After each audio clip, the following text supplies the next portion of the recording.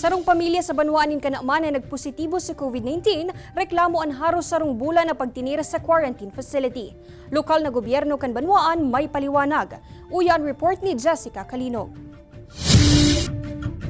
Sa panahon na inikan pandemya, ang pagpositibo sa COVID-19 asin pagsairarom sa mandatory isolation in 14 aldaw, ang subuot pinakahuring gugustuhon kandawa si Isayman.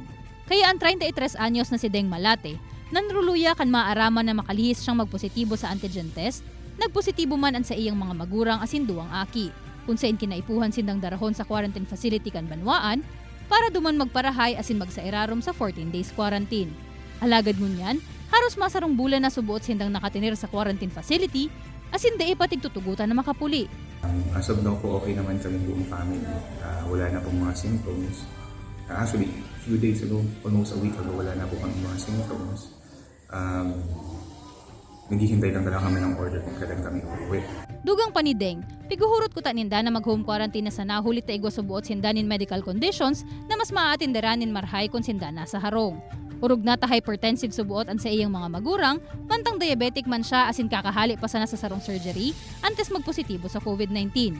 Alagad may usubuot sindanin na receiving aksyon gikan sa LGU. My post-operation recovery, I spent it here, which is very difficult while maintaining, while trying to control my blood sugar.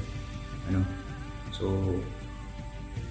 medyo nakakainis lang na they're not hearing out very important reasons. Sa ibong nalado, sigun man kikanaaman Municipal Administrator ni Ilanda Briones, igwa subuot nin existing na ordinansa ang Banwaan na pigpapangalad ang home quarantine kung igwa man sa nanin espasyo sa quarantine facility nganing mas madaling mamonitor kan mga health personnel. Kaya po ang sa indang naging sistema niya, ang po sinda duman kasi kan time na nag-positive sinda, bakante man po ang isolation facility.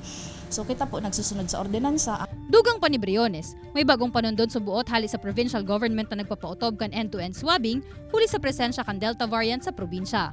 Ini pong Executive Order September 15 end-to-end swabbing, ngunyan lang po ini. So medyo naninibago talaga ang mga niyaon sa isolation facility na maaraman nila, di pa palan kami tapos akala ko after 14 days release na kami. So di pa palan. Katakod kay ni, picture to man ni Briones na pig-atenderan man subuot nin marhay kan lokal na gobyerno ang mga nagtitinir sa quarantine facility asin dae man piguhold ang mga ini sa pasilidad basta magnegatibo na sa reswab. Sa presente, nariswab na subuot ngunyan si Deng asin ang sa iyang pamilya. Alagad nakatinir man giraray sa quarantine facility mantang hinahalat ang sa indang RT-PCR results. Naglalao man ini na makakapuri na sinda sa mas amay na panahon. Kaibanan si Gerald Gandia, Jessica Kalinog, Balitang Bicolandia.